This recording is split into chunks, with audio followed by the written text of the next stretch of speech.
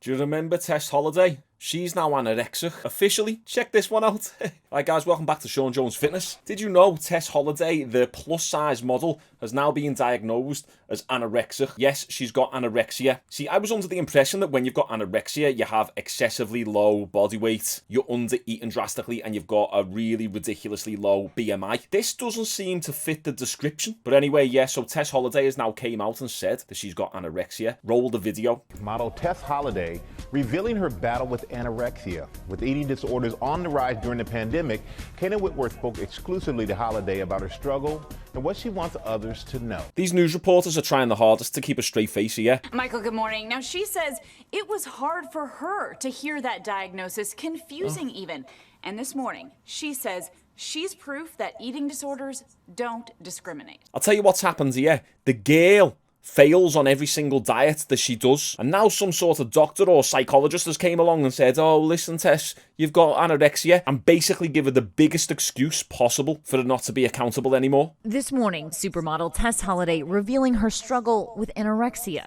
The mother of two saying she was recently diagnosed by a psychologist, but has ultimately been struggling with disordered eating most of her life. Yes, she's been struggling with disordered eating her entire life. That's called not sticking to the diet. The majority of people just have an adherence problem. They just can't stick to the diet that they're given. And most of the time, that's because they only try crazy restrictive diets. They don't try something that's sustainable. They try and lose 50 pounds in a week, realize it's not sustainable, and then quit, and then blame the diet or blame society, or now she blames anorexia. I always thought that I overate.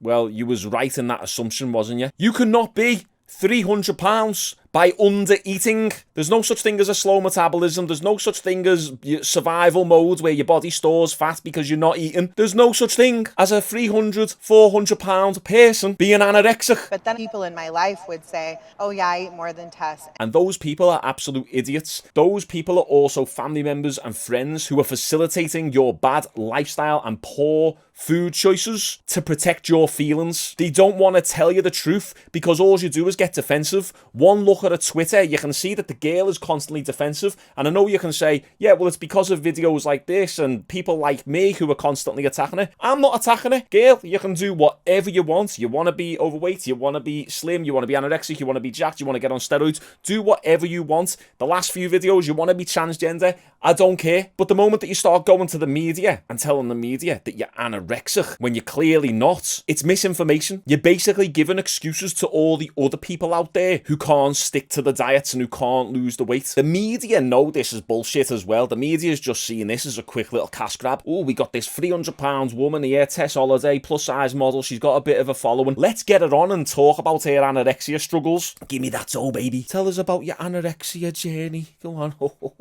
Cha-ching. Almost like I wore it as a badge of honor.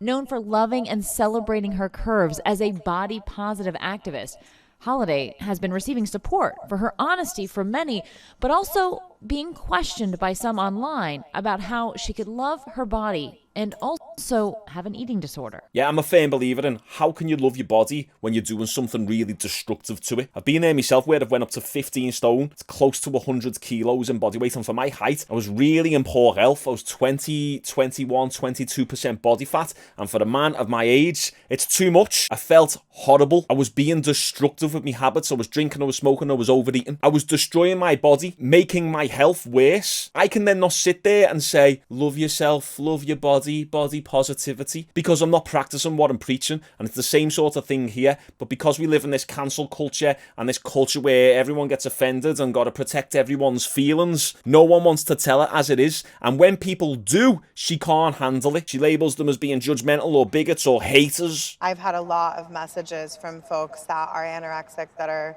livid and angry because they feel like I'm lying. Yeah, you're damn right. The people who are actually struggling with anorexia and who are on death's door are going to feel absolutely mocked because you're sitting there clearly over-consuming calories. You're probably having about 5,000-6,000 calories a day, and then you're saying you're anorexic, and there's people out there who are literally about to die from really struggling with it. It's a really bad psychological issue. We've just had that girl pass away from Big Brother years ago, that Nikki. I can't remember the second name, but bless her, I've seen the Instagram pictures of her. She was so skinny and tiny. What happens when you're anorexic is your brain starts shrinking, your organs start wasting away, and you start rotting from the inside out. You clearly don't have that problem. So yes, I'm not surprised that people within the anorexic community, so to speak, are angry at you. You're making a mockery of it. Advocating for diversity in larger bodies. I also hate the way they say diversity and body diversity and representation within the body community. What these overweight people really like to do is they like to put themselves with the other marginalised groups. It's so they can play the victim cards then, and what it does is it voids you of any responsibility and ownership over your own health. And you can say, I'm a victim too, just like you guys over there. Oh, you're black. Oh, okay, I'm just like you. Oh, you're lesbian. I'm just like you. You're gay. I'm just like you. Yay, we're all victims out here. Holiday's dietitian, Anna Sweeney, says, if you think that most eating disorders are visible conditions, you're wrong. Eating disorders don't have to look a certain way. Yes, that's talking about the grey area. That's talking about the little middle grounds where, okay, yeah, there is some people out there with eating disorders, just like mental health issues. You can't see it, it's not visible. But for the most part, if you are anorexic and you struggle with those psychological issues, you're going to be able to see it. If you're overeating and binge eating all the time, you're going to be able to see it. It's just a science. You overeat, you get fat. You undereat, you get skinny. I understand that people look at me and I don't fit what we have seen presented as, you know, the diagnosis for anorexia.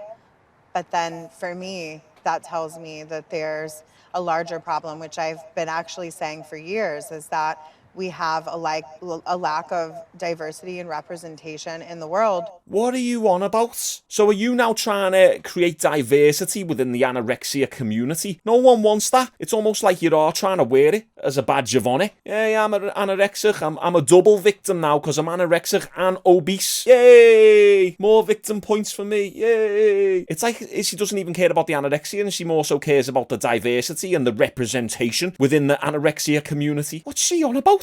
The National Eating Disorders Association reporting a 41% increase in calls to their helplines. Having an eating disorder is a real thing. It is the reality for a lot of people. I've seen hundreds, thousands of people over the 10 years in the fitness industry. And yes, a few people do actually have eating disorders. But these days, I believe that people are too quick to label themselves with eating disorders when it's not that. It's just bad habits, not knowing what to do, and sometimes just being lazy and creating excuses for yourself. That's what a lot of the time it can be down to. Some people do have eating disorders.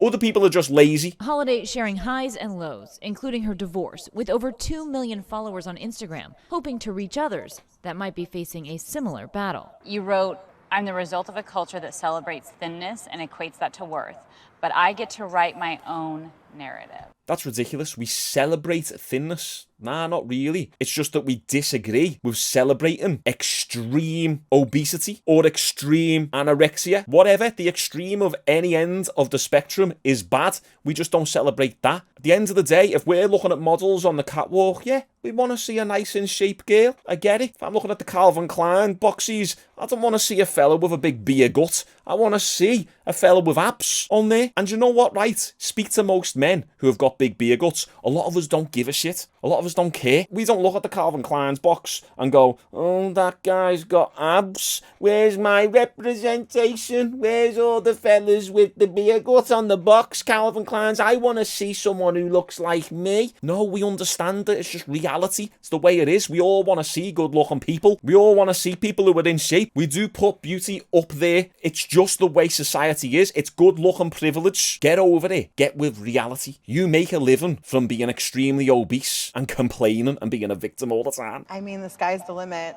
I actually feel like I can take on the things that life is throwing my way, and I have been happier in the last 6 months through my recovery than I've been in my entire life. Recovery from what? And she says her dietitian has her focusing on eating 3 meals a day. Yeah, 3 meals a day and the rest. Right, so here we have her tweet. I'm anorexic and in recovery. I'm not ashamed to say it out loud anymore. I'm the result of a culture that celebrates thinness and equates that to worth. But I get to write down my own narrative now. I'm finally able to care for a body that I've punished my entire life. And I am finally free. But what does she mean she's finally free? This comment here, April Fool's was over a month ago, hun. Thank you for speaking out about this. It's so important that people know that anyone of any shape or size can have anorexia. I hope you're getting lots of support. And if anyone has something to say about your weight or diagnosis, ask them to show you their medical license. We all know they ain't got one. I'm sorry, I didn't realise I need a medical license to realise that this person is not anorexic. And hang on a sec, nudity, you can see through that bra. That needs to be reported. This video is getting demonetized. Anorexia, lack or loss of appetite for food. Something tells me this girl is not at a loss of appetite for food. Right, here we are with an overview of anorexia on the NHS website. Anorexia is an eating disorder and serious mental health condition. People who have anorexia try to keep their weight as low as possible by not eating enough food or exercising too much, or both. This can make them very ill because they start to starve. Starvation. Nothing against the girl. Your body, your choice. But you also need to be very careful with the message that you're putting out there to people. This is not someone with anorexia. They often have distorted image of their bodies, thinking they're fat, even when they are underweight. Now granted, maybe Tess Holliday has a distorted image of her body, but she is 100% not underweight. Signs and symptoms of anorexia. Let's see if Tess Holliday fits the description. If you're under 18, your weight and height being lower than expected for your age. If you're an adult, have an unusually low body mass index. So a low body mass index for women is going to be around 18 to 20. Right, so we know Tess Holliday is 165 centimetres, 165. What's her weight? 300 pounds, 136 kilos, age 35 years old, female, white, let's say moderately active. There you go. She's got a body mass index of 50, a healthy weight range for your height, 50 to 68 kilograms. She's over double. She is the weight of 2 adult, fully grown female humans, and she's saying she's got anorexia. Listen, if you want to be 50 on the BMI index, that's cool, that's fine. But don't say you're anorexic. Missing meals. Yeah, she might miss a meal. She might miss breakfast or she might miss tea. But then she'll make up for it with loads of other calories. And we know this for a fact. Otherwise, she wouldn't be that size. Believing you're fat when you're a healthy weight or underweight. Taking medicine to reduce your hunger. Appetite suppressants. Yeah, she might do this. Doesn't mean she's anorexic. Your period's stopping in women who have not reached menopause. Now, you can actually get to the point when you become really overweight that your periods stop. I've had it with clients in the past. When they get to a certain weight, the periods actually stop. Usually when the periods come back, that's a really good sign that the weight is trending in a good direction.